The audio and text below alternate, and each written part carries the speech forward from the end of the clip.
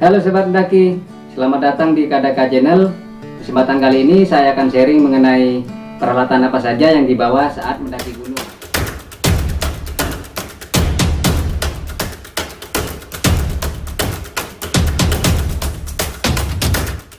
Oke, kita langsung saja.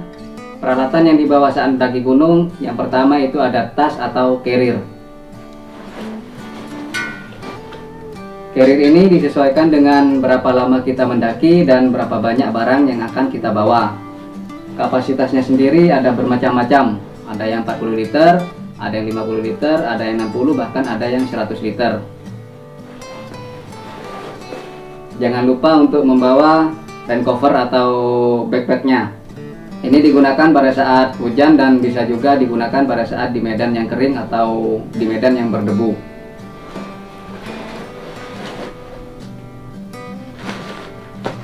Kemudian ada tenda. Tenda ini termasuk peralatan kelompok, jadi kita bisa sharing dengan teman dan disesuaikan dengan berapa banyak yang ikut dalam pendakian. Jika akan melakukan pendakian solo hiking, wajib untuk membawanya sendiri, dan jika belum punya bisa dengan cara pinjam atau dengan cara sewa. Saya sendiri menggunakan tenda kompas double layer, kapasitasnya 4 orang. Jadi bisa sharing pada saat melakukan pendakian.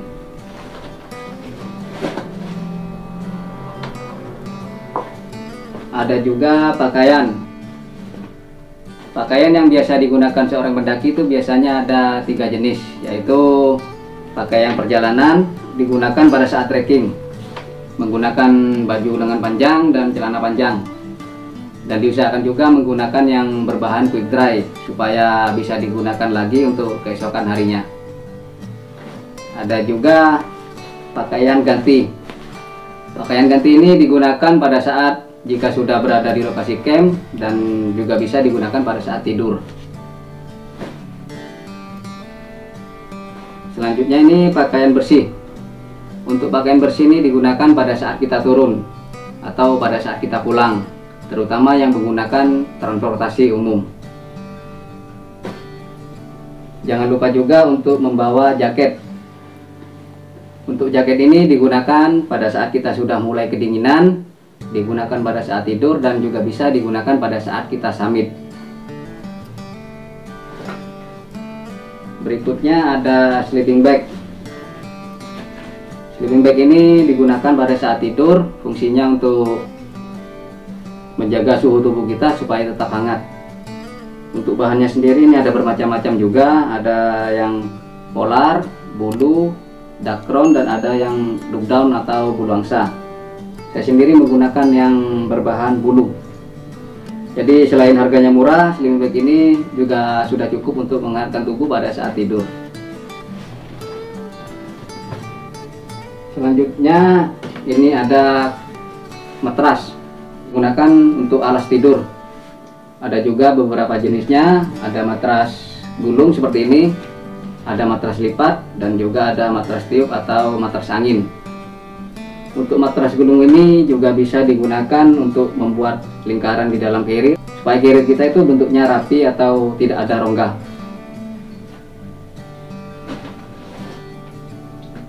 Berikutnya ini trekking pole. Trekking pole ini digunakan untuk menyeimbangkan tubuh kita pada saat kita melakukan pendakian, dan juga bisa untuk mengurangi beban tumpuan, terutama pada lutut pada saat di medan yang turun. Ini bisa diukur atau dipanjang dipendekkan sesuai dengan tinggi badan dan sesuai dengan kenyamanan.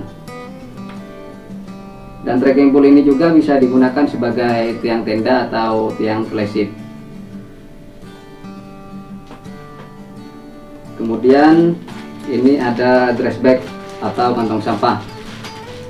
Gunanya untuk melindungi barang atau peralatan yang ada di dalam carrier kita itu supaya tetap bersih. Jadi biasanya jika kita menggunakan cover bag yang dari carrier itu sendiri, masih bisa tembus air jika terkena hujan yang deras atau hujan yang terlalu lama. Jadi untuk mengantisipasinya bisa menggunakan kantong sampah atau trash bag.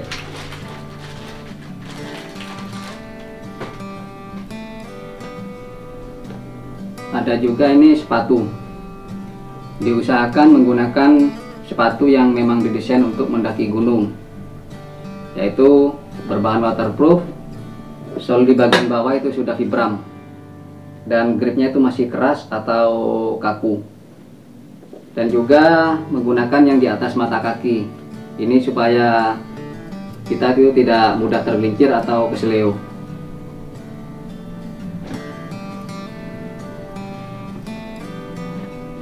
Selain membawa sepatu, saya juga biasanya membawa sandal. Sandal ini digunakan pada saat jika sudah berada di lokasi camp, mempermudah pergerakan pada saat di lokasi camp, dan sandal ini juga bisa untuk sebagai cadangan jika sepatu kita rusak atau jebol. Berikutnya ini ada kaos kaki. Kaos kaki kalau bisa membawa 2 pasang. Yang pertama digunakan pada saat kita perjalanan atau trekking, yang satunya lagi digunakan pada saat tidur.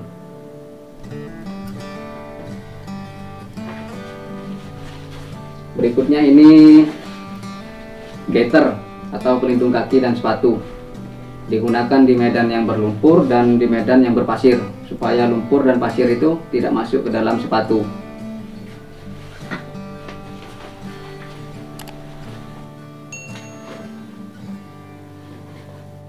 Ada juga skop. Skop ini digunakan untuk menggali lubang jika kita mau buang air besar, dan juga bisa digunakan untuk membuat parit supaya tenda kita itu tidak tergenang air pada saat hujan. Jadi membuat parit untuk jalannya air. Ini juga bisa dilipat dan packingnya simple atau kecil.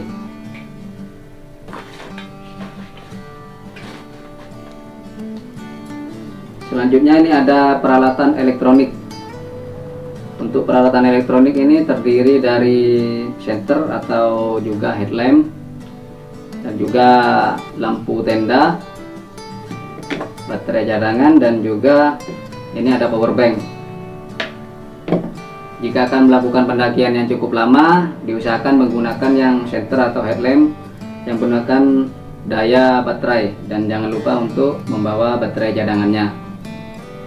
Dan untuk lampu tenda ini digunakan untuk menerangi di dalam tenda, dan juga bisa digunakan untuk memasak pada saat malam hari. Dan untuk power bank sendiri ini digunakan untuk mengecas senter atau headlamp ini yang menggunakan daya charger atau yang menggunakan USB.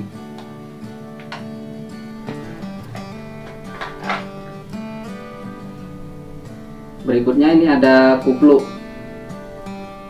Kupluk ini fungsinya untuk menghangatkan tubuh kita, terutama di bagian kepala dan telinga. Jadi bisa digunakan pada saat tidur, dan bisa juga digunakan pada saat summit.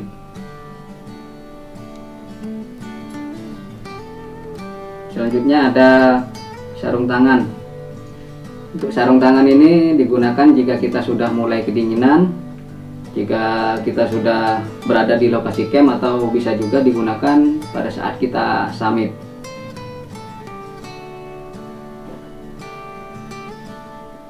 Ada juga ini buff. Untuk buff ini digunakan di medan yang kering atau di medan yang berdebu. Jadi gunanya untuk menyaring debu dan melindungi kita dari sinar matahari, terutama di bagian wajah dan di bagian leher. Ada juga ini tas lipat. Tas lipat ini digunakan pada saat summit. Biasanya diisi dengan camilan, air minum, obat-obatan, dan juga jaket. Tas lipat ini juga simple, packingnya kecil dan juga ringan. Kemudian untuk topi, saya menggunakan topi yang model seperti ini, yang model topi rimba. Jadi untuk melindungi kita dari panas dan hujan, terutama di bagian wajah dan di bagian leher atau di bagian belakang. Jadi terlindungi semua karena bentuknya bulat seperti ini.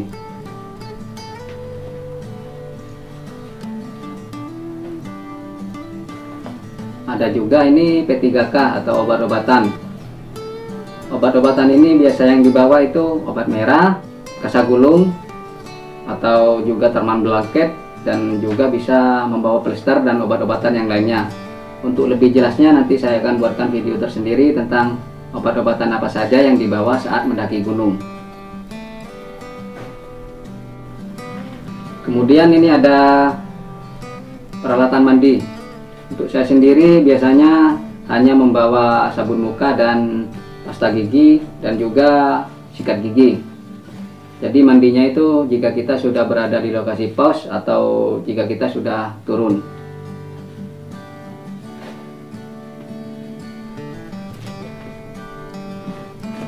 Ada juga ini raincoat atau jas hujan.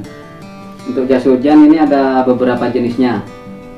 Ada yang setelan baju celana, ada yang seperti Batman, dan ada juga yang kantong kresek atau dari plastik. Saya lebih sering menggunakan yang dari plastik seperti ini.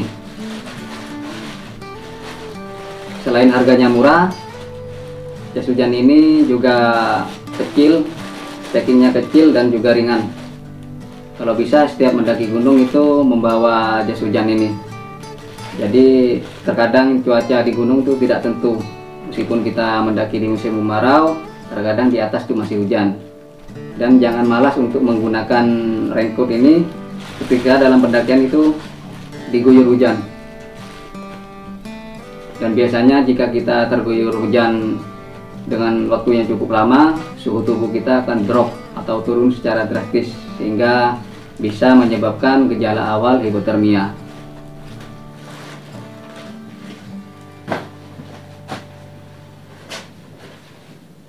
Berikutnya ini ada flysheet. Flysheet ini termasuk shelter darurat. Biasanya digunakan pada saat istirahat, terutama pada saat hujan. Jadi pada saat hujan jika tidak akan melakukan perjalanan atau melanjutkan perjalanan, kita bisa membentangkan flysheet ini. Dan flysheet ini juga bisa dijadikan layer atau lapisan bagi kalian yang menggunakan tenda single layer. Berikutnya ini ada peralatan makan. Untuk peralatan makan saya membawa piring, bawa sendok, bawa garpu, dan juga gelas.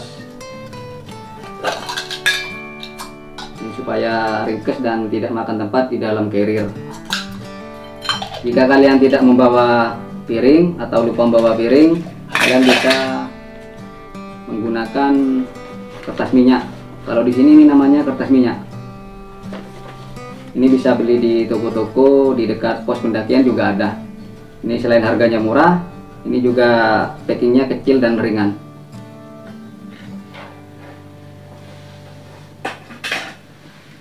Kemudian tempat minum. Untuk tempat minum saya membawa dua, yaitu yang pertama ini ada botol yang kapasitasnya 1 liter. Biasanya ditaruh di samping carrier dan diisi ulang jika bertemu dengan sumber mata air. Dan juga ini jerigen lipat yang kapasitasnya 5 liter. Jadi ini digunakan jika sudah berada di lokasi camp untuk mengambil air yang dengan porsi yang cukup banyak untuk keperluan masak dan keperluan lainnya. Ini juga packingnya juga simple, tinggal dilipat dan dimasukkan di sela-sela carrier.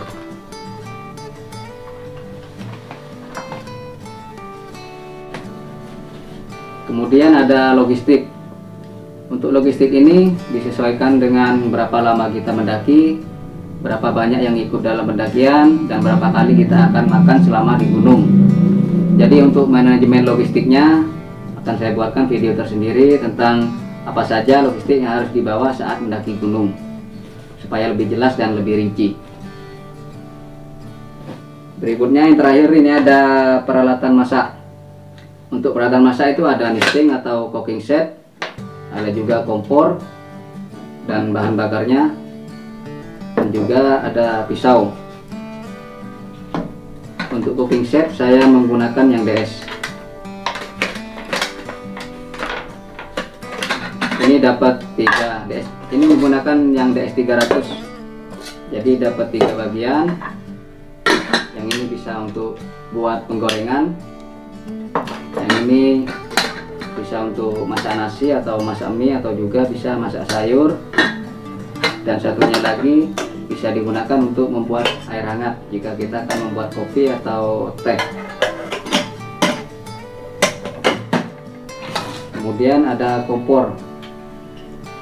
Kompornya ini kompor biasa atau kompor portable yang biasa pendaki bawa, yang menggunakan bahan bakar gas.